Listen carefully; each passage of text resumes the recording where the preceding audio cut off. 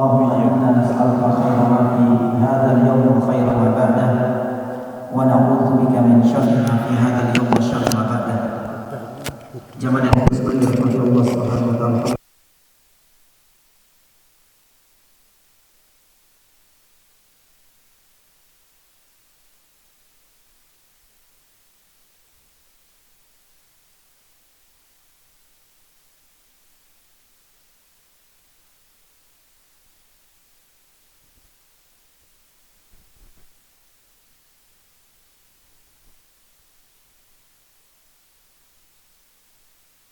Dan kita ambil dari kitab Al-Fatih bagian terakhir atau bab terakhir dari Sahih Bukhari. Cek. Oh, sebagaimana yang sudah kita sampaikan pekan yang lalu, faedah yang ke-7 kalau tidak salah tentang provinsi tauhid, di mana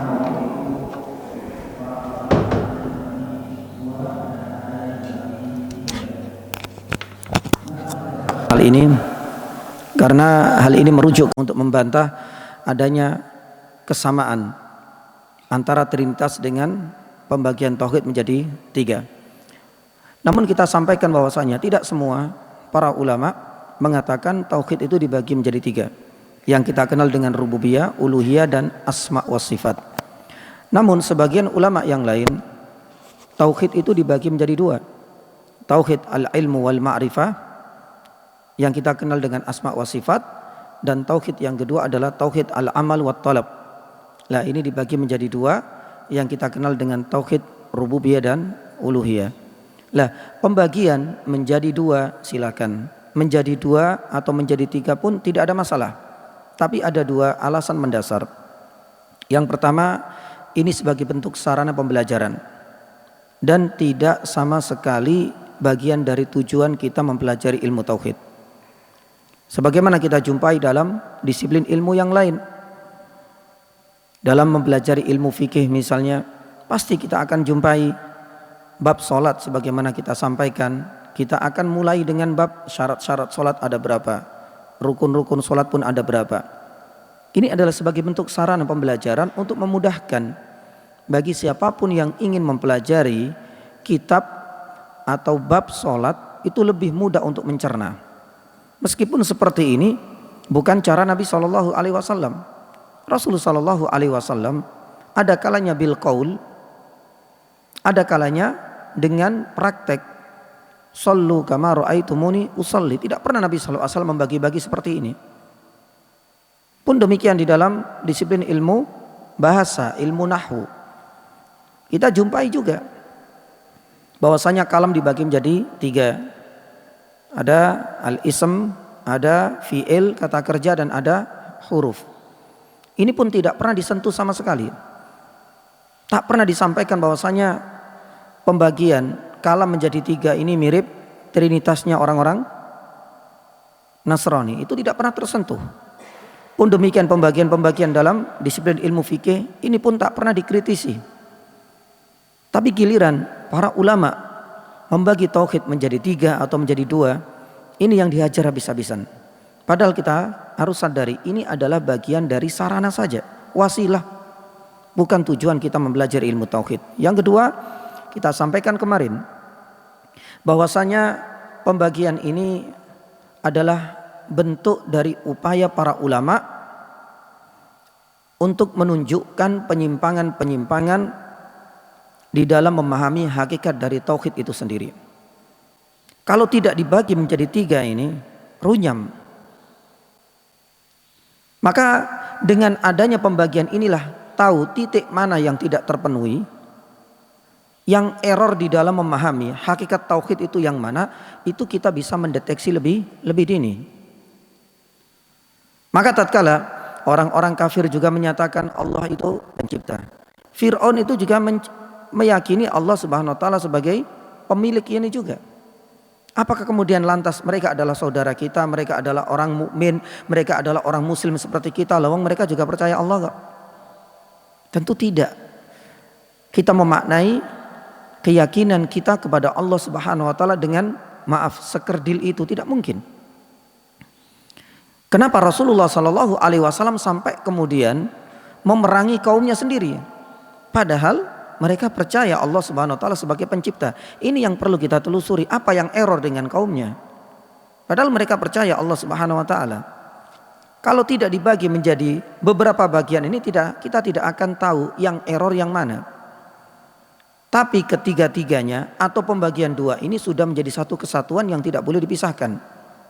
Error satu berarti error semuanya. Ada yang salah satu tidak terpenuhi berarti semuanya tidak terpenuhi juga. Maka inilah cara memahami tauhid itu. Karena mengesahkan Allah Subhanahu Wa Taala tidak hanya percaya Allah itu sebagai pencipta, Allah itu ada. Kalau seperti ini banyak orang-orang awam, orang-orang kafir juga mempercayai akan hal ini. Nah, ini yang kemarin kita sampaikan. Maka oleh karena itu jamaah yang dirahmati Allah Subhanahu Wa Taala, pada pembagian yang pertama yaitu tauhid rububiyah, kita ambil pembagian yang 3 karena lebih spesifik pembahasannya daripada pembagian menjadi 2. Tauhid rububiyah ini sudah ditunjukkan oleh banyak dalil. Secara fitrah salimah, manusia tidak mungkin bisa membohongi dirinya sendiri sebagaimana yang kita sampaikan kemarin.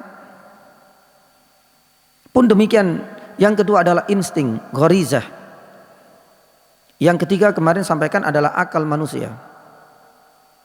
Nah, ini adalah di antara dalil-dalil yang menunjukkan Allah Subhanahu Wa Taala itu satu, pencipta, yang kedua pemilik alam semesta, dan yang ketiga adalah pengatur alam semesta ini. Dan inilah kata para ulama dianggap sebagai 3 rukun utama tauhid rububiyah. Kalau dalam istilahnya Syekh Muhammad Ibn Shalih Al Utsaimin, ya, kalau pengen tahu bagaimana sih kuasa dan kekuatan Allah Subhanahu Wa Taala dalam hal rububiyah, dengan istilah lain, kalau pengen tahu syarat menjadi Tuhan, ini adalah 3 syarat utamanya. Apakah mampu untuk menciptakan? Kalau tidak berarti bukan Tuhan, berarti dia makhluk. Yang kedua, apakah pemilik alam semesta? Sebanyak apapun harta yang dia miliki, properti yang dia punyai, kalau bukan statusnya sebagai pemilik alam semesta, berarti mereka makhluk. Dan yang ketiga, apakah mampu bisa mengatur alam semesta ini? Kalau seandainya tidak mampu, berarti semuanya adalah makhluk. Simple. Sebagaimana Syekh Muhammad Ibn Shalih Al Utsaimin rahimahullah ta'ala, dalam bahasa beliau yang simple juga, kalau pengen tahu syarat menjadi Tuhan, lihat saja tafsir dan beberapa ayat atau 4 ayat di dalam surat Al-Ikhlas. Apakah dia satu-satunya Qul Huwallahu ahad? Apakah dia satu-satunya As-Somad? Apakah lam yalid walam yulad? Apakah walam yakul lahu kufuwan ahad? Kalau terpenuhi berarti layak untuk dijadikan sebagai Tuhan. Baru kemudian kita akan menginjak tauhid yang kedua, layak pula untuk diibadahi. Kalau seandainya satu pun tidak terpenuhi, maka tidak mungkin untuk dijadikan sebagai sasaran ibadah, sebagai tujuan untuk kita menyembah kepadanya, karena tidak memiliki keistimewaan sama sekali. Kalau seandainya 3 keistimewaan besar saja ini tidak dimiliki olehnya. Ini adalah cara simpel untuk bisa membantah, ya, beberapa syubhat. Pun demikian dengan klaimnya orang-orang yang masih percaya bahwasanya ada Tuhan lain, ada Rob lain selain Allah Subhanahu wa Ta'ala. Dan ini adalah bagian dari pembahasan kita tauhid rububiyah. Nah, pertanyaan yang akan kita lanjutkan saat ini adalah, apakah orang-orang kafir Quraisy itu percaya bahwasanya Allah itu ada, Allah sebagai pencipta, Allah itu diyakini sebagai zat yang memberikan rezeki? Tentu. Banyak dalil yang diungkapkan oleh para ulama. Ada sekitar 8. Yang pertama, jamaah yang dirahmati Allah Subhanahu Wa Taala, pengakuan mereka sendiri. Jadi orang-orang kafir Quraisy itu mengakui sendiri Allah sebagai pencipta, Allah sebagai zat yang menghidupkan, yang mematikan, yang mengatur alam semesta. Karena nggak mungkin ada zat lain selain Allah yang mengatur, memiliki dan menciptakan alam semesta ini. Ayatnya banyak kita jumpai di dalam Al-Quran. Di dalam surat Yunus ayat 31, Allah Subhanahu Wa Taala berfirman, "Qul may yarzuqukum minas sama'i wal ardi amman yamliku sam'a wal absar wa may yukhrijul hayya minal mayyit wa may yukhrijul mayyita minal hayy wa may yudabbirul amr fasayaquluna Allah." Ketika mereka ditanya, siapa yang mengatur alam semesta ini, menghidupkan, mematikan, Orang-orang kafir akan menjawab, sepakat Allah yang menciptakan ini semua. Ini adalah bukti mereka mengakui Allah Subhanahu wa taala ada. Jadi orang-orang kafir Quraisy itu bukan ateis dalam konteks ini. Mereka percaya Allah Subhanahu wa taala, namun hanya sebagai pencipta, pengatur dan pemilik, atau dari sisi rububiyah saja. Pun demikian di dalam surat Al-Ankabut misalnya ayat 61, Allah Subhanahu wa taala firman, "Wala in sa'altau man khalaqas samawati wal arda wa sakhkhara syamsa wal qamar la yaqulunallah." Mereka percaya Allah. Di dua ayat setelahnya surat Al-Ankabut ayat 63, "Wala in sa'altahum man nazzala minas sama'," siapa yang menurunkan hujan, "fa ahya bil arda ba'da mautiha la yaqulunallah." Mereka tidak akan bisa memungkiri kata hatinya bahwa yang menurunkan hujan, yang menghidupkan dan menumbuhkan pepohonan ini dari awal Allah Subhanahu wa taala, dan itu pengakuan mereka. Sebagaimana ada juga di dalam surat Luqman ayat 25, "Wala in sa'altau man khalaqas samawati wal arda la yaqulunallah."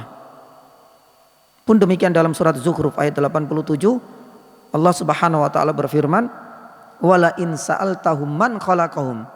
Coba Muhammad tanya kepada kaummu ini, siapa yang menciptakan diri mereka sendiri, pasti mereka akan mengatakan Allah. Ini adalah di antara beberapa dalil di dalam Al-Quran yang menunjukkan bahwa mereka meyakini, mengakui Allah dari sisi rububiyahnya. Ini adalah dalil yang pertama. Berarti mereka beriman tapi hanya dari sisi ini saja. Dalil yang kedua, para ulama menunjukkan bahwasanya terkadang mereka beribadat dalam kondisi-kondisi pelik, terjepit, darurat. Dan ini diungkapkan oleh Allah Subhanahu wa taala di dalam surat Al-Ankabut ayat 65. Fa idza raqibu fil fulki da'awullaha mukhlishina lahuddin falamma najjahum ilal barri idzahum yusyrikun. Allah Subhanahu wa taala yang menyebut mereka adalah orang-orang musyrik. Bukankah mereka sudah mukhlishina lahuddin? Enggak ada gunanya. Kalau sesekali kepada Allah, sesekali kepada yang lain. Karena ibadah itu benar-benar harus totalitas. Ya ayyuhalladzina amanu dkhulu fis silmi kafah. Enggak bisa. Sesekali di saat kita itu darurat mintanya kepada Allah, tapi di saat kita itu diberikan nikmat, kita lalaikan Allah, kemudian kita menyembah dan mempersembahkan kepada selain Allah. Tetap inilah hakikat dari kesyirikan. Sebagaimana Allah Subhanahu wa taala mengisahkan di dalam surat Al-Ankabut ayat 65. Maka enggak ada gunanya.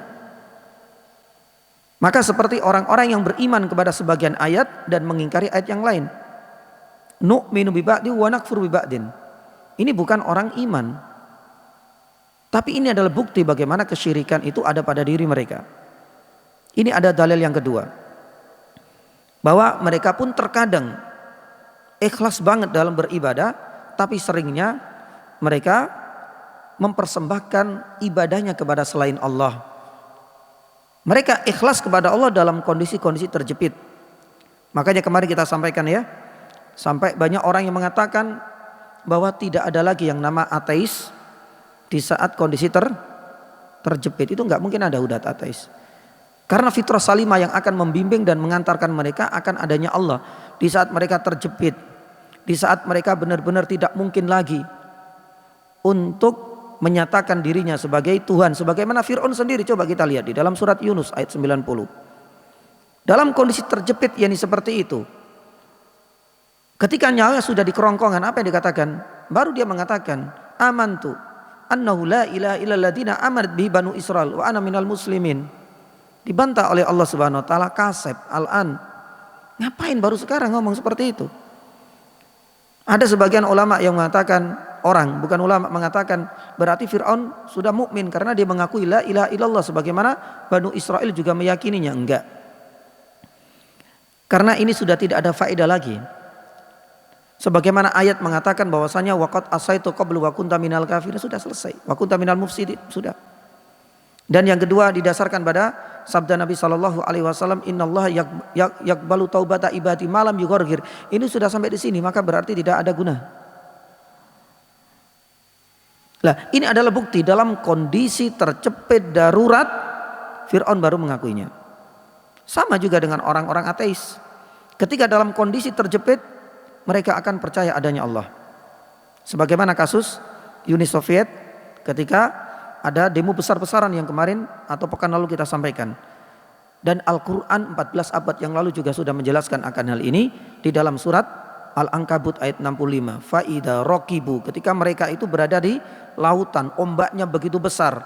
Da'awullah, mereka dalam kondisi terjepit, kemana mereka minta? Kepada nahkoda, nggak ada guna. Apakah kepada berhala-berhala mereka? Sudah, tidak bisa memberikan apapun dan manfaat untuknya. Mereka da'allaha mukhlisin lahuddin. Tapi giliran falamma najau, mereka sudah diselamatkan ke daratan, idahum yusyrikun. Ini adalah intisarinya. Mereka tetap dihukumi musyrik oleh Allah Subhanahu wa taala ketika mencampur adukkan antara ibadah kepada Allah dan terkadang ibadah kepada selain Allah Subhanahu wa taala. Tapi intisarinya bukti mereka percaya adanya Allah Subhanahu wa taala. Yang ketiga, jamaah yang dirahmati Allah, terkadang mereka pun beribadah kepada Allah Subhanahu wa taala tapi masih bercampur dengan berbagai bentuk kesyirikan. Salah satunya adalah ibadah haji. Haji, mereka juga haji. Ya. Mungkin istilah orang sekarang berarti ada haji Abu Lahab dan Abu Jahal. Mereka adalah orang-orang yang melakukan ibadah haji. Tapi coba kita lihat. Disebutkan dalam riwayat Abdullah ibnu Abbas radhiyallahu taala anhuma, ketika kalimat talbiyah itu sudah ma'ruf. Labbaik Allahumma labbaik, labbaik la syarika laka labbaik. Orang-orang kafir merubah dan mengubah kalimat ini. Padahal mereka ini sedang melakukan satu ibadah yang mulia, yaitu haji. Talbiyah mereka rubah. Labbaik Allahumma labbaik, labbaik la syarika labbaik illa syarikan huwalak. Coba lancangnya mereka. Mereka masih mengecualikan. Tidak ada ilah kecuali Allah, tidak ada sekutu bagi Allah kecuali sekutu, artinya merujuk kepada siapa? Berhala-berhala. Mereka nggak mungkin untuk bisa meninggalkan berhala di dalam setiap kesempatan sekalipun dalam ibadah haji. Talbiyah saja dirubah kalimatnya. Lah ini menunjukkan bahwasanya mereka beribadah berarti percaya Allah. Tapi sekali lagi, ibadah yang bercampur dengan kesyirikan ini tak ada guna. Ini yang ketiga ya nih jamaah. Yang keempat, jamaah yang dirahmati Allah Subhanahu wa taala. Para ulama menunjukkan bahwasanya mereka beribadah kepada selain Allah, kepada berhala, itu dikarenakan takdirnya Allah. Ini persis dengan orang-orang apa? Jabariyah. Lah ini yang paling parah. Jadi seakan-akan, kenapa sih kalian sudah percaya kepada Allah kok masih mempersembahkan kepada berhala? Ternyata mereka mengaku ini adalah kehendak Allah. Persis dengan orang-orang apa? Jabariyah. Ketika dia tidak mau bertaubat, menjadi begal, menjadi penyamun, minum minuman khamr sebagai maaf, ya, pezina misalnya, ini sudah kehendak Allah. Kalau Allah Subhanahu wa taala belum kehendak, saya nggak akan meninggalkan kemaksiatan ini. Ini adalah orang-orang Jabariyah, persis dengan orang-orang kafir ketika didakwai.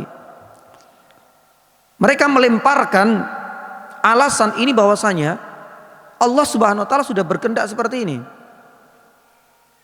Berarti mereka percaya kepada Allah, tapi di sisi lain mereka tetap beribadah kepada selain Allah, tapi dilemparkan alasannya itu kepada Allah Subhanahu wa taala. Makanya di dalam surat, ya, di dalam surat An-Nahl, Allah Subhanahu wa taala yang berfirman ayat 35 kalau tidak salah, wa qala alladziina asyraku law syaa Allah ma abadna min duni min syai' wala abauna wala haramna min syai'. Coba lancangnya mereka. Orang-orang musyrikin ini ketika didakwai untuk meninggalkan berhala-berhala mereka, sesembahan-sesembahan mereka, apa yang mereka katakan? Kalau bukan kehendak Allah pasti kita nggak akan menyembah mereka. Artinya kalau bukan karena Allah kita nggak akan menyembah berhala-berhala mereka. Ini kan lancang banget kepada Allah. Nah ini adalah bukti yang keempat. Bukti yang kelima, jamaah yang dirahmati Allah Subhanahu wa taala, disebutkan oleh para ulama bahwa mereka percaya kepada Allah Subhanahu wa taala hanya pada sisi apa? Rububiyah itu karena diketahui dan dijumpai kalau kita buka buku-buku sejarah, nama-nama Abdullah itu banyak disematkan kepada orang-orang kafir. Satu contoh misalnya Abdullah ibnu Mas'ud. Tentu ketika Abdullah ibnu Mas'ud itu kan semenjak kecil dikasih nama oleh ayahnya Abdullah, nggak sembarangan loh ya. Kalau kita jumpai saat ini Abdullah, tetangga kita namanya siapa? Abdullah, KTP-nya Abdullah, pasti yang terbersit dalam benak kita dia adalah seorang muslim. Apakah klaim seperti ini bisa kita terapkan di zamannya Nabi SAW? Dan ini yang perlu kita jadikan sebagai sebuah kaidah dasar. Ternyata tidak mesti, tidak jaminan. Meskipun kalau alhamdulillah Allah Subhanahu wa taala membukakan pintu Abdullah ibnu Mas'ud radhiyallahu taala anhu untuk masuk Islam, tapi nama-nama Abdullah ini yang kita jadikan sebagai dalil bahwa mereka percaya adanya Allah. Termasuk diantaranya adalah nama Nabi SAW, nama ayah Nabi yaitu Abdullah. Tapi pembahasan ini memang cukup sensitif. Mungkin saatnya kita akan membahas lebih rinci dan khusus untuk pembahasan ini. Lah, Abdullah ini banyak sudah dipakai oleh orang-orang kafir. Apakah kemudian Nabi SAW, siapa yang bernama Abdullah, kalian semua adalah saudaraku? Enggak mungkin. Karena nama itu belum jaminan seseorang itu benar-benar diyakini sebagai seorang muslim. Dengan kata lain, orang-orang yang bertauhid itu belum jaminan, hanya sekedar nepeng nama saja. Pun demikian jamaah dirahmati Allah Subhanahu wa taala.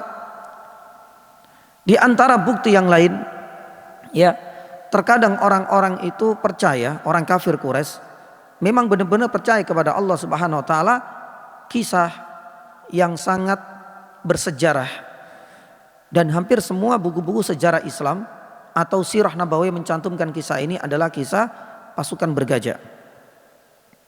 Kita akan melihat bagaimana tawakalnya Abdul Muttalib, dan ini sebagai bentuk pengakuan kepada Allah Subhanahu wa taala bahwasanya Allah Subhanahu wa taala Rabbul Ka'bah. Ketika 200 ontanya itu disita hasil dari sweepingnya pasukan Abraha, dan memang keinginan dari Abraha untuk bertatap muka langsung dengan Abdul Muttalib yang memang dikenal sebagai pemimpin yang punya daya tarik. Maka datanglah Abdul Muttalib. Apa yang terjadi? Intisari dari pertemuan ini, Abdul Muttalib tidak menginginkan sama sekali kecuali onta-onta yang disita.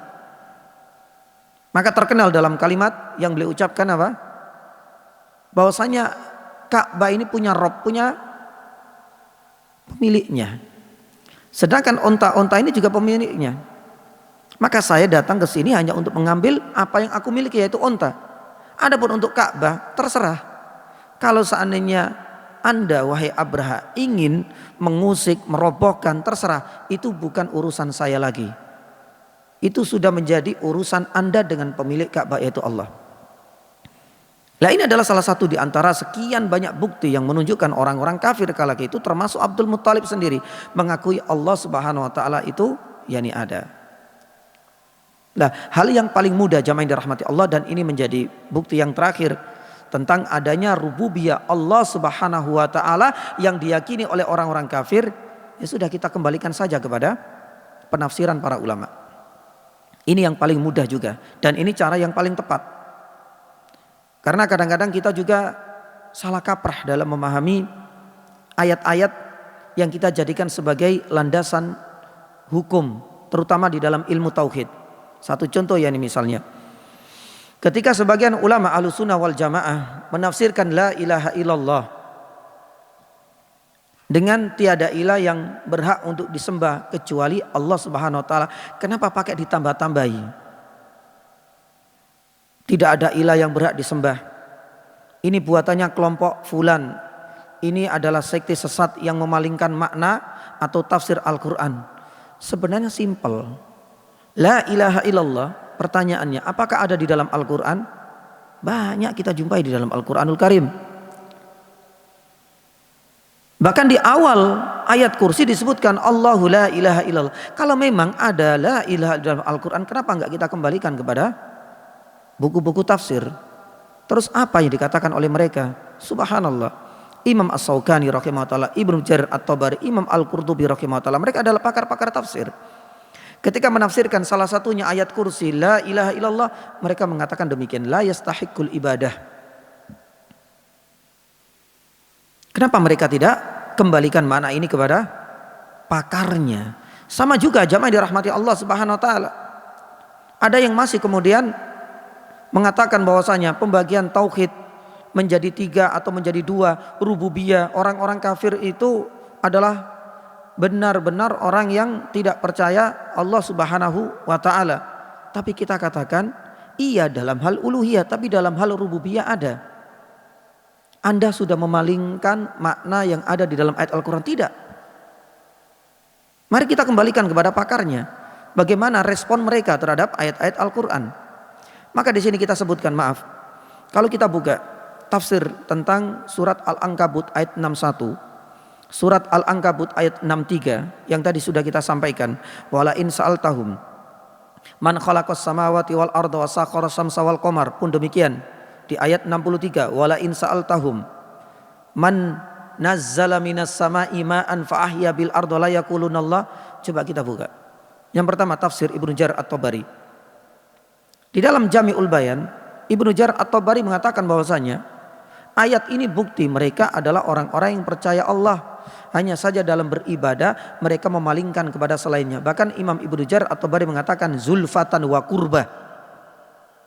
Mereka lebih nyaman untuk mempersembahkan ibadah kepada berhala-berhala mereka sebagai bentuk takarrub kepadanya. Tapi di sisi lain mereka percaya Allah itu ada. Tapi sekali lagi ini tidak jaminan.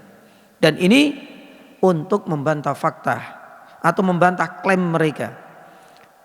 Dianggap orang-orang kafir itu tidak beriman sama sekali.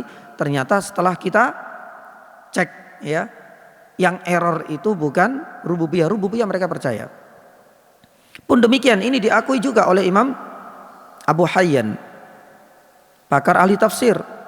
Di dalam tafsirnya Al-Bahru Al-Muhit, beliau juga menyampaikan hal yang sama. Pun demikian dengan Imam Az-Zamakhsyari. Padahal Az-Zamakhsyari kitabnya Al-Kasyaf ini masuk dalam kitab-kitab tafsir bir-ra'i. Tapi subhanallah, dia enggak mungkin untuk bisa membohongi dirinya sendiri ketika menafsirkan surat Al-Ankabut ayat 61, pun demikian dengan 63. Beliau juga menyatakan hal yang sama. Orang-orang kafir itu percaya adanya Allah, tapi hanya beribadah mereka memalingkan dari Allah. Sama juga dengan Imam Fakhrur Razi, Mafatihul Ghaib. Kitab ini juga dipicingkan oleh beberapa ulama tafsir. Kenapa demikian? Karena Mafatihul Ghaib ini termasuk kitab-kitab tafsir bir-ra'i, lebih banyak dengan akal dan logikanya. Tapi pun demikian, Fakhruddin Ar-Razi itu juga menyatakan demikian ketika menafsirkan surat Al-Ankabut ayat 61, pun demikian dengan 63. Belum lagi dengan Imam Al-Qurtubi dalam kitabnya Jami'ul Bayan, dan yang terakhir Imam Ibnu Katsir dalam tafsirnya pun yani sama. Maka dari sini jamaah dirahmati Allah Subhanahu wa taala, kesimpulannya kalau kita kembalikan kepada fakta artinya Al-Qur'an dan As-Sunnah, maka dapat kita simpulkan bahwasanya orang-orang musyrikun itu adalah orang-orang yang beriman kepada Allah tapi dalam hal rububiyah saja. Dan terkadang mereka beribadah kepada Allah Subhanahu wa taala tapi ada alasan, terkadang dalam kondisi darurat atau hanya dijadikan sebagai alasan saja tadi, lausya Allah. Dan ini kelancangan terbesar yang dialamatkan kepada Allah Subhanahu wa taala. Adapun bab terakhir yani jamaah terhadap permasalahan rububiyah ini, yang insyaallah pada kesempatan mendatang, ternyata belum selesai ya rububiyah, kita akan masuk ke uluhiyah. Berkaitan dengan uluhiyah ini, hal terakhir yang ingin saya sampaikan adalah bentuk-bentuk penyimpangan. Ya. Berkaitan dengan rububiyah ini, apakah yang menyimpang itu hanya orang-orang kafir Quraisy saja, ya, di mana mereka percaya dengan adanya rububiyah, tapi di sisi lain uluhiyah mereka ingkari. Lah di sini pembahasan tentang penyimpangan dalam tauhid rububiyah ini kita bagi menjadi dua bagian. Bagian yang pertama, penyimpangan ini bisa membatalkan tauhid rububiyah secara total. Dan yang kedua, ya, penyimpangan terhadap tauhid rububiyah tapi hanya sebagai bentuk mengurangi kesempurnaan tauhid rububiyah. Dan ini adalah bagian dari penyimpangan, karena menyimpang itu kan berarti kan total, dia sudah benar-benar menyimpang secara total. Dan ada yang menyimpang tapi hanya mengurangi kesempurnaan tauhid rububiyah. Lah, yang pertama berkaitan dengan penyimpangan terhadap tauhid rububiyah ini sangat beragam. Karena ada komunitas, kelompok tertentu dan sekte tertentu yang benar-benar mengingkari adanya tauhid rububiyah. Yang pertama adalah ateis. Dan ini tidak kita pungkiri. Dan sudah kita sampaikan ya pada pekan yang lalu, bagaimana kelompok yang pertama ateis ini memang secara klaimnya tidak percaya adanya Tuhan dan tidak percaya adanya agama. Selesai masalah. Ateis.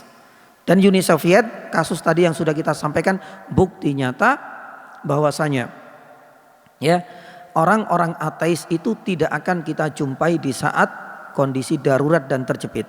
Ateis insya Allah sudah paham. Yang kedua, ya, kelompok yang kedua ini adalah orang-orang yang percaya bahwa Allah ini tidak esa dalam rububiyah. Artinya berbilang. Lah, berbilang ini kan berarti lebih dari satu. Ini ada kalanya percaya dualisme Allah, dan ada kalanya yang kita kenal dengan trinitas. Nah, ini adalah bagian dari hal yang bisa membatalkan tauhid rububiyah. Selain ateis, dan yang kedua adalah percaya Allah itu berbilang. Nah, ini berbilang ini ada banyak. Ada kalanya percaya Allah Subhanahu wa taala atau pencipta ini ada dua. Atau yang kita kenal dengan dualisme ketuhanan. Salah satunya yang kita kenal dengan orang-orang Majusi. Majusi ini percaya bahwasanya pencipta atau Tuhan ini ada dua. Tuhan kegelapan dan Tuhan cahaya. Dan sebelum itu ada yang namanya Thunaiyah. Thunaiyah itu adalah percaya sama juga persis dengan orang-orang Majusi. Allah itu atau pencipta ini ada dua. Tuhan kegelapan dan Tuhan yakni cahaya. Dan ada kelompok yang ketiga, percaya adanya dualisme ketuhanan dalam ideologi dan keyakinan mereka yang kita kenal dengan Al-Manawiyah. Sekte ini dinisbatkan kepada Mani ibnu Fatak. Mani ibnu Fatak ini percaya bahwasanya adanya dualisme ketuhanan yang ada pada diri pencipta alam semesta ini. Ya, subhanallah. Ternyata tidak kita pungkiri, ya, kepercayaan, keyakinan, ideologi Allah Subhanahu wa taala berbilang ini ternyata kalau kita jabarkan meluas kemana-mana. Termasuk memunculkan sekte-sekte yang barusan kita sampaikan. Nah, ada kalanya dualisme dan ada kalanya trinitas yang kita kenal pada keyakinan orang-orang Nasrani. Makanya Allah Subhanahu wa taala membantah di dalam surat Al-Maidah ayat 73, laqad kafaral ladzina qalu innallaha tsalitsu tsalatsa. Itu sudah bukti mereka adalah orang-orang kafir. Allah Subhanahu wa taala menyatakan demikian di dalam surat yakni Al-Maidah. Nah, ini adalah yang kedua, penyimpangan. Dan bisa meleburkan, mengaburkan dan membatalkan tauhid rububiyah. Yang ketiga, adanya kepercayaan Tuhan selain Allah Subhanahu wa taala. Kalau yang pertama ateis, tidak percaya ada Tuhan. Yang kedua, Allah itu berbilang. Ya, dua atau tiga. Yang ketiga, ada orang yang mengakui dirinya sebagai Tuhan selain Allah. Dan ini yang kita kenal keyakinannya Fir'aun, Namrud. Tapi Al-Quran menunjukkan bagaimana kata hati, fitrah ini tak akan mungkin bisa dibohongi. Di dalam surat An-Naml ayat 14, para ulama menunjukkan inilah bukti wajahadu biha wastaiqonatsa anfusum dulma wa uluwa. Kata hati Fir'aun ini tak mungkin bisa dibohongi, bahwa sekalipun secara omongan dia mengakui Allah, ya, pencipta itu adalah dirinya. Makanya di dalam surat Zukhruf ayat 51 sampai 54 ini kan membahas kesombongan dan kelancangan Fir'aun sampai mengatakan ya nimali anali misra hadil misra, semuanya ini. Kemudian hadil anharu tahti tajri min tahti. Kemudian ingin menunjukkan, mempengaruhi, bahasa kita memprovokasi, atau bahasa yang paling keren itu apa? Mencuci otak masyarakatnya untuk menunjukkan dirinya adalah Tuhan. Tapi surat An-Naml ayat 14 bantahan. Dalam hati kecil dia nggak mungkin untuk bisa memposisikan level yang sama dengan Tuhan. Ini adalah yang ketiga. Yang keempat, yakni jamaah dirahmati Allah Subhanahu wa taala, ini disebut yakni sebagai azali. Keyakinan alam semesta ini qadim, datang bersamaan dengan adanya Allah. Ini termasuk bentuk kelancangan yang besar yakni juga. Makanya salah satunya adalah Ibnu Sina, kemudian Ibnu Sabin al-Maghribi, kemudian Sahrurudi, ya. Ini semua adalah orang-orang yang meyakini bahwa alam semesta ini datang bersamaan dengan adanya Allah. Apa namanya kalau bukan ya bentuk penyimpangan dalam hal membatalkan tauhid rububiyah. Makanya terkait Ibnu Sina ini terkadang saya sampaikan kita harus benar-benar objektif. Bahwasanya Ibnu Sina ini diyakini sebagai orang yang punya jasa besar dalam dunia medis. Dalam konun at-tibb ini dijadikan sebagai rujukan tunggal oleh para ahli medis, dokter di Eropa saat ini, meskipun mereka mengingkarinya. Tapi kita harus benar-benar objektif. Seperti apa sih gambaran Ibnu Sina secara utuh? Dalam hal ilmu kedokteran medis mungkin tidak kita pungkiri, kita anggap itu adalah jasa dunia untuk dia. Tapi dalam hal akidah ini penting kita sampaikan. Makanya Ibnu Taimiyah rahimahullahu yani ta'ala, ya, ketika mengarang kitabnya Risalah Ar-Raddu ala al-Mantiqiyin wal Jahmiyah kalau nggak salah, itu membantah habis-habisan tentang Ibnu Sina tentang pemahamannya yang fatal ini. Karena secara tidak langsung Ibnu Sina ini punya 3 pemahaman yang sangat fatal. Yang pertama, sebagaimana kita sampaikan, alam semesta ini datang azali bersamaan dengan Allah Subhanahu wa taala. Dan ini yang kemudian ditarik oleh beberapa orang ilmuwan dan saintis yang pernah kita pelajari, mungkin Big Bang dan lain sebagainya. Ya. Jadi alam semesta ini pecah, datang secara ya sendiri, tidak ada peran Allah karena Allah Subhanahu wa taala itu muncul bersamaan dengan alam semesta. Dan ini yang diyakini oleh dia. Dan ini dibantah oleh banyak para ulama. Saya katakan misalnya Imam Az-Zahabi rahimahullahu yani ta'ala, ya, menukilkan pendapatnya Imam Ibnu Hajar Asqalani ketika disebut nama ini la barakallah atau la radhiyallah. Bahkan Ibnu Qayyim rahimahullah ta'ala menyebut bahwasanya Ibnu Sina ini adalah seorang batiniyah atau lebih identik dengan orang-orang ateis. Dan ini parah. Meyakini Allah Subhanahu wa taala itu datang bersama dengan alam semesta. Yang kedua, Ibnu Sina meyakini bahwasanya Allah Subhanahu wa taala itu hanya tahu yang nampak. Yang tidak nampak enggak akan tahu. Apa yang terjadi di puncak langit sana, apa yang terjadi di dalam kerak bumi dan perut bumi ini, karena ini tersembunyi. Mereka meyakini Allah itu tidak tahu. Makanya pendapat seperti ini dibantah habis-habisan oleh Imam Al-Ghazali dalam kitabnya Tahafut Al-Falasifah. Ini parah.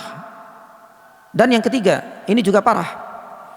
Meyakini bahwasanya an-nubuwah muktasabah. Kenabian itu bisa dicari, bisa digali. Bayangkan kalau seandainya keyakinan yang ketiga ini dijadikan sebagai ideologi dan keyakinan kita, parah nanti.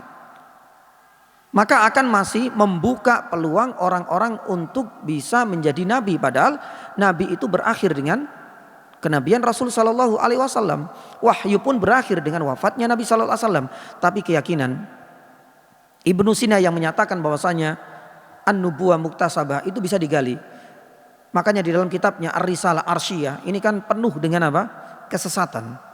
Bahkan diyakini Rasulullah sallallahu alaihi wasallam ketika berada di Gua Hira itu adalah bagian dari usaha dan upaya beliau menunggu wangsit. Kemudian ada suara-suara sumbang dan itu dirangkai sendiri oleh Muhammad dengan kata-katanya yang itu kita kenal dengan surat Al-Alaq wal iyadzubillah. Apa yang bisa kita katakan untuk ungkapan-ungkapan batil ini kalau bukan kekufuran yang nyata, jamaah? Makanya mengenai hal ini semua subhanallah, Ibnul Jauzi rahimahullah ta'ala membantah habis-habisan di dalam kitabnya Talbis Iblis tentang kesesatan pemahaman bahwasanya nubuah itu bisa dicari. Kalau memang demikian rusak nanti. Mungkin barangkali kita di Jember ini nyari gua, kemudian kita bersemedi di sana. Kalau nanti ada orang yang memeluk kita seperti Nabi SAW di Gua Hira, yakini itu saja, itu adalah malaikat Jibril. Kalau ada yang disampaikan wangsit, lah itu adalah bagian dari wahyu. Seperti apa gambaran kalau seandainya keyakinan masih benar-benar eksis hingga saat ini? Lah, jamaah yang dirahmati Allah Subhanahu wa taala, ini adalah bukti di antara penyimpangan terhadap Ibnu Sina. Salah satunya berkaitan dengan tauhid rububiyah, meyakini Allah Subhanahu wa taala itu hadir bersamaan dengan hadirnya dan munculnya alam yakni semesta. Mungkin ada orang yang kemudian menganggap bahwasanya ustadznya ini hasad ini. Ya, enggak punya jasa besar untuk dunia medis, enggak punya jasa untuk dunia ini. Sampai mengatakan Ibnu Sina seperti itu. Jamaah yang dirahmati Allah Subhanahu wa taala, kita sebagai seorang muslim yang bijak sudah kita sampaikan. Saya hanya menukil Syekhul Islam Ibnu Taimiyah, Imam Ahmad, Ibnu Qayyim, ya pun demikian dengan Imam Az-Zahabi, Ibnu Hajar Al-Asqalani, Imam Al-Ghazali, sampai Ibnu Al-Jauzi, semuanya sudah membantah.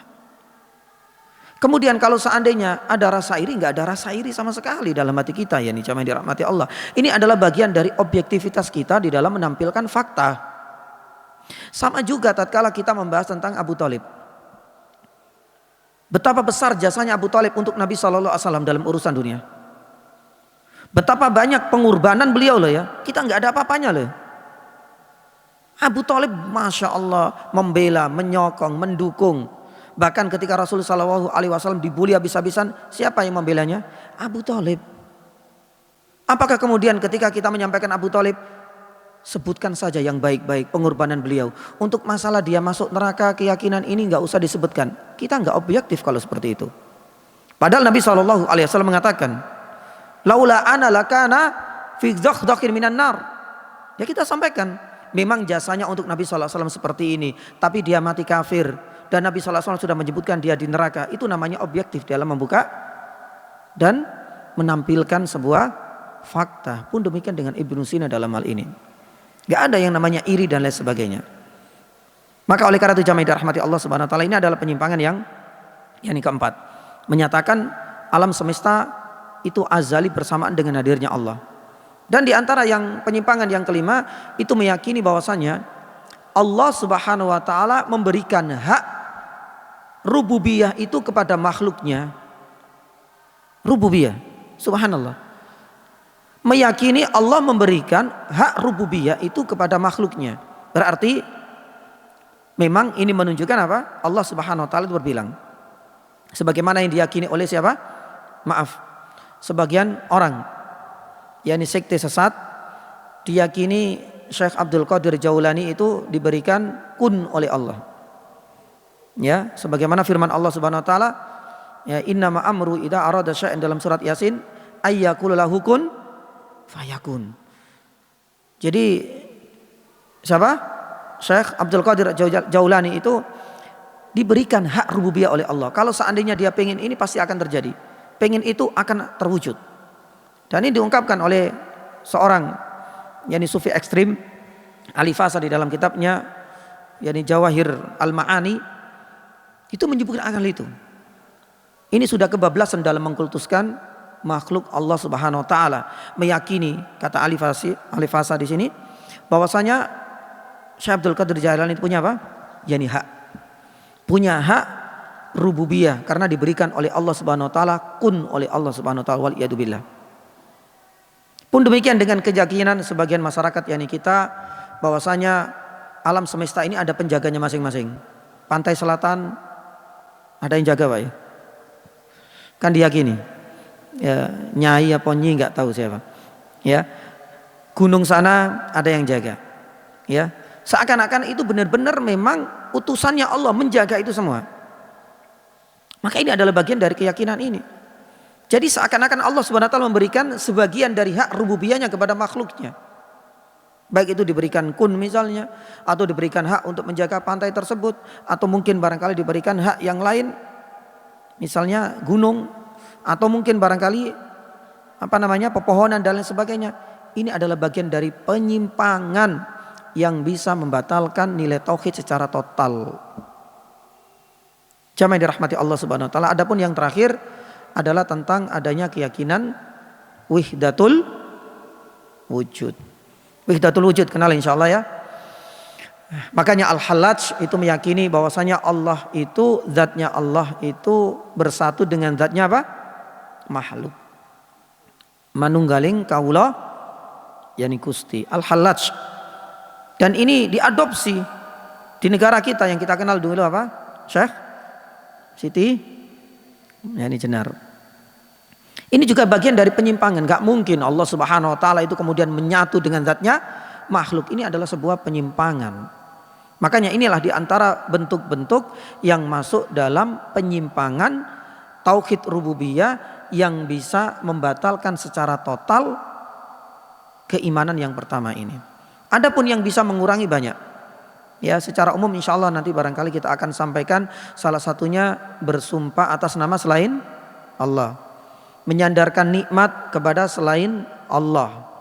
Sebagaimana Qarun di akhir yang surat Al-Qasas ketika disuruh untuk bersedekah, zakat, apa yang dia katakan? Qala innama utituhu ala ilmin indi. Lah ini enggak ada kaitannya dengan Allah. Ini adalah skill saya. Ini karena saya tiap hari buka lapak rajin untuk bekerja. Yang akhirnya dia dapatkan rezeki ini karena apa? Memang dinisbatkan kepada dirinya. Tapi kemudian Allah Subhanahu wa taala memberikan balasan yang setimpal. Fakhashafna bihi wa bidaril ard. Allah Subhanahu wa taala balikkan dan ini menjadi akhir hayat dari yani Qarun. Allahu taala alam yani bisawab. Inilah pembahasan tentang rububiyah. Setelah kita membahas yani tadi Allah Subhanahu wa taala menyebutkan dalam banyak ayat, Nabi sallallahu alaihi wasallam sampai pakar ahli tafsir mengatakan bahwasanya orang-orang kafir Quraisy itu memiliki, jadi masih mending, memiliki keimanan terhadap rububiyah. Ya, kemudian kita lanjutkan dengan menjabarkan bahwasanya ada kelompok-kelompok di antara manusia ini yang menyimpang dari tauhid rububiyah, baik penyimpangan secara total maupun hanya mengurangi sisi kesempurnaan tauhid rububiyah.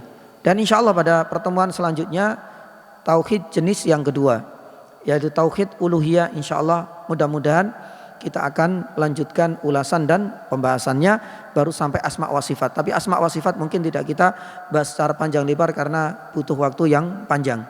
Baru nanti kita akan membahas tentang sholat. Subhanallah, kita ambil dari kata apa? Hadis di dalam Sahih Bukhari ketika Rasulullah SAW menyampaikan amanah yang harus diemban oleh Mu'ad ibnu Jabal, falyakun awwalu ma tad'u ilai ayyuhidullah. Dari kata-kata tauhid inilah.